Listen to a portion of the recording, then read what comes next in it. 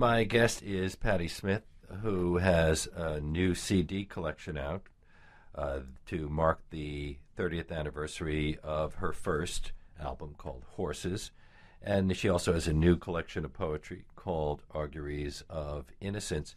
Well, the music scene has changed an awful lot over the past 30 years.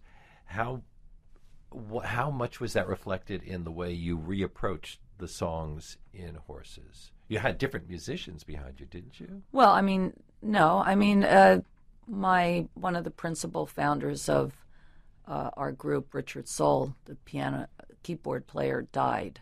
So that was the greatest loss for me, because he played straight through into Dream of Life. But Lenny, Richard, and I began everything. We composed everything on Horses. So Lenny and I are still together. I have always had the same drummer for over 30 years. And I've been working with Tony Shanahan, my bass player, for the last 10 years. And Tom Verlaine's been playing with us. So Tom Verlaine I've known since 1974. Famous from his collaboration with Richard Hell in television. And yes, so I'm in the same field, and I've never really been that attentive to trends. I just do the work that I do, and try to comment on what's happening in our world and reflect on what's happening in our world. I don't care really how the music business is going, or how trends are going. I'm more concerned with what's happening in our world and responding to that. But didn't you stop performing for 16 years after you married Fred Sonic Smith in 1984 to become a stay-at-home mom? Absolutely. We got married, and he was the person in my life, and we wanted to raise our children in the old-fashioned way. So we both gave up our public life and worked at home. I mean, we always worked. He was always composing music. I wrote.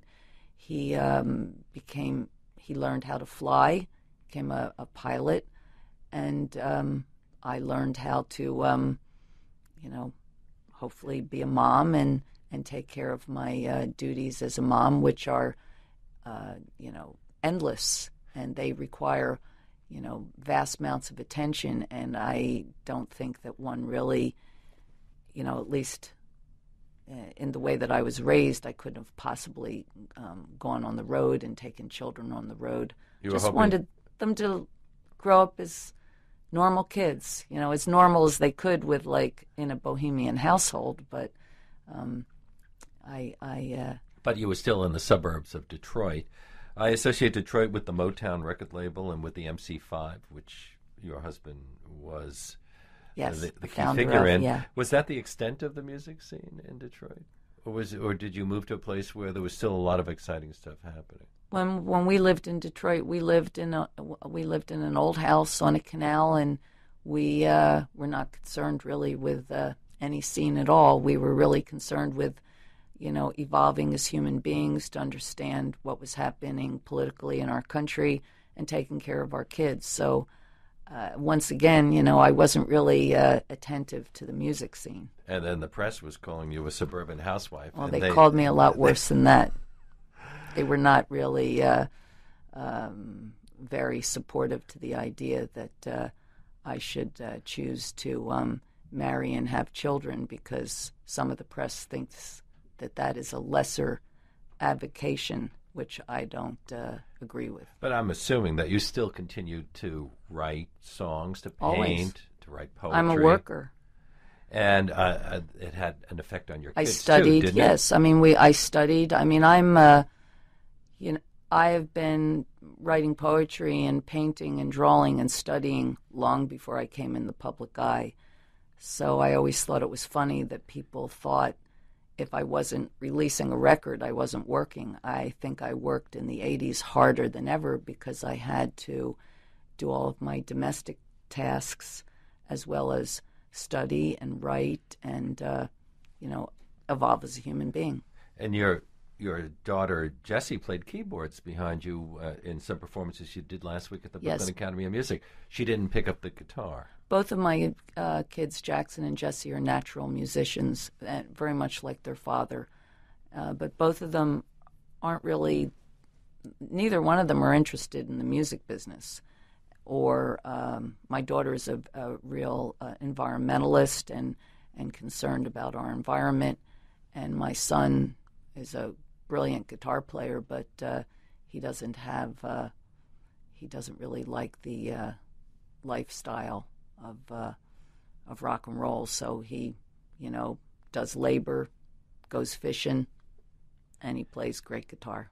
You mentioned that you lost a lot of important people in your life in the 1990s. I mentioned Robert Mapplethorpe, who'd been your roommate and shot the cover photo for Horses. And then your husband died at 44. What happened? Well, I mean, first of all, Robert and I were, Robert was my boyfriend when we were 20. He was not my roommate. He was my companion. And we as we went our separate ways, we became lifelong friends. Robert did die of AIDS. My husband had a delicate constitution and,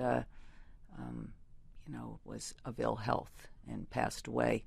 And so I think because, we had him for such a brief period, it was absolutely the right choice to devote all of our time together in those 16 years.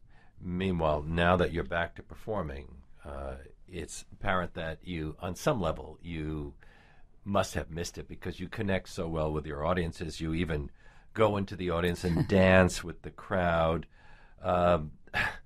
There's another side. You talked about your opposition to the war in Iraq during your performances. Do you see performing in the way that you do as part of the political activism? I've always looked at rock and roll as a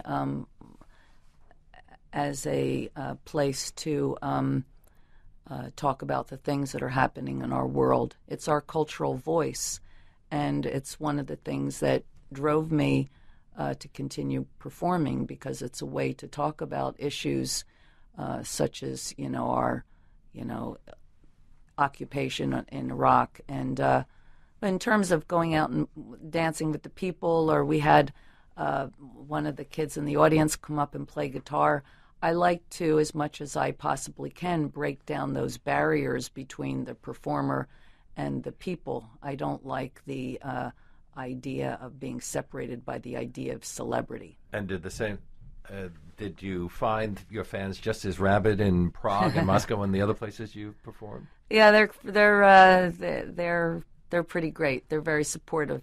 And in Iceland, great ones in Iceland. Well, everywhere we go, really, the people. Well, you warm them up in Finland, Iceland. yeah, everywhere we go, the people are great.